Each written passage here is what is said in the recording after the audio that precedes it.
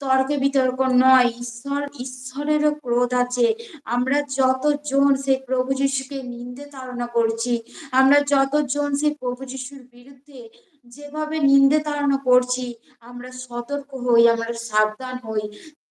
কারণ তিনি ঈশ্বর। সেই নোহের সময় যদি আমরা দেখি, সেই নোহের সময় ঈশ্বরের ক্রোধ নেমে এসেছিল।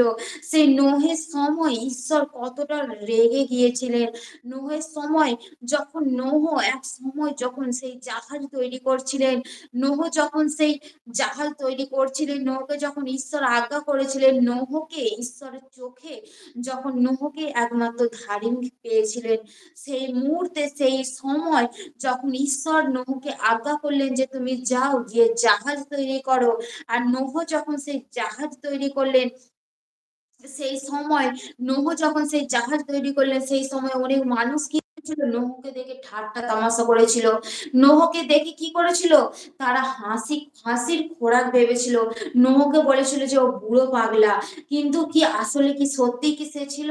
কিন্তু এই সময় এই মুহূর্তে এসে আমরা যখন সোশ্যাল মিডিয়া খুলি, আজকে যখন আমাদের সেই প্রভু যিশুর অনুষ্ঠান গেল, বড় দিন গেল, এখন সোশ্যাল মিডিয়া খুললে আমরা দেখতে পাচ্ছি যে কত মানুষ সেই প্রভু যিশুর আরাধনার জায়গায় গিয়ে সেই স্তুতি আরাধনা, যেখানে ঈশ্বরের আরাধনা হচ্ছে, তারা তো কোনো কিছুই করছে না, তারা শুধু প্রার্থনা করছে। তোমরাও আসো, তোমরাও এসে দেখো যেখানে কি কারোর বিরুদ্ধে কথা হচ্ছে, নাকি কারোর সম্বন্ধে কোথাও হচ্ছে কি তোমরা ধর্মকে তুমি পরিবর্তন করে ফেলেছো।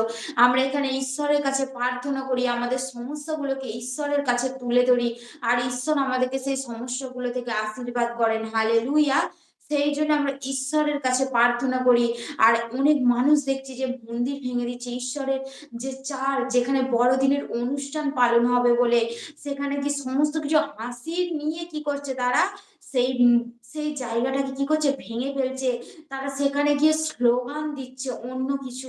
আমরা সাবধান হই, এখনো ঈশ্বর আমাদেরকে সেই সুযোগ করে দিয়েছেন। ঈশ্বর পারেন ঈশ্বরের ক্রোধ নেমে আসতে, কারণ সেই নোহের সময় ঈশ্বরের ক্রোধ নেমে এসেছিল।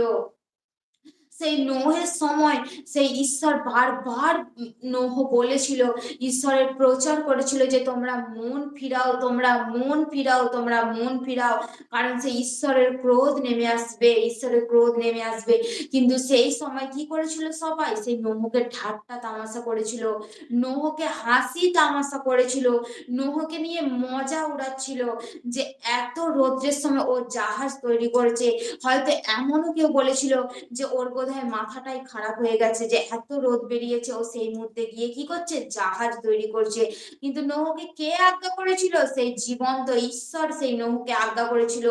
আমরাও যতজন সেই ঈশ্বরের বিরুদ্ধে করছে উঠছি, যতজন আমরা ঈশ্বরের বিরুদ্ধে নিন্দে তাড়না করছি, আমরা সাবধান হই। কারণ আমরা জানি না যে আমরা কাকে কাকে নিন্দে তাড়না করছি, সেই জীবন্ত ঈশ্বরকে নিন্দে তাড়না করছি। কারণ সেই মুহূর্তে যখন সেই প্রভু যিশুকে ক্রুশে দেওয়া হয়ে গিয়েছিল, সেই মুহূর্তে কি হয়েছিল না, পৃথিবীর মধ্যে কি দুভাগ হয়ে গিয়েছিল। কেন হয়ে গিয়েছিল, কারণ তিনি জীবন্ত ঈশ্বর ছিলেন। আমরাও যেন সাবধান হই, আমাদের নিজেদেরকে যেন, আমাদের নিজেদের মধ্যে আমরা যে কি ভুল করছি আমরা নিজেরাও জানিনি। সেই জন্য সেই নোহের সময় পৃথিবীতে কি বন্যা এসেছিল, আর সমস্ত মানুষ সেই যখন পৃথিবীর মধ্যে জল প্লাবন এলো, বন্যা এলো, তখন অনেক মানুষ হাহাকার করেছিল বাঁচার জন্য, কিন্তু তারা কি বাঁচতে পারেনি, কারণ তাদেরকে সময় দেয়া হয়েছিল।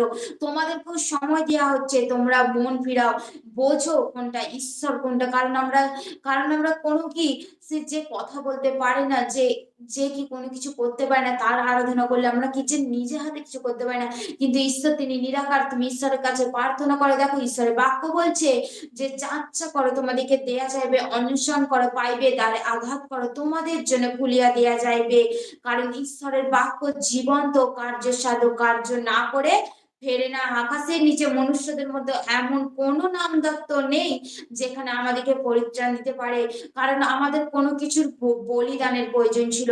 আমরা যখন কোনো কিছুকে কি করি, আমাদের মানে কোনো কিছু দানের বিষয় থাকে, ঈশ্বর নিজেকে দান করে দিয়েছিলেন আমাদের পাপের জন্য, যাতে আমরা পাপ থেকে পরিত্রাণ পেতে পারি, যাতে আমরা ঈশ্বরের কাছে প্রার্থনা করব তো আমাদের সেই পাপের ক্ষমা হয়ে যাবে।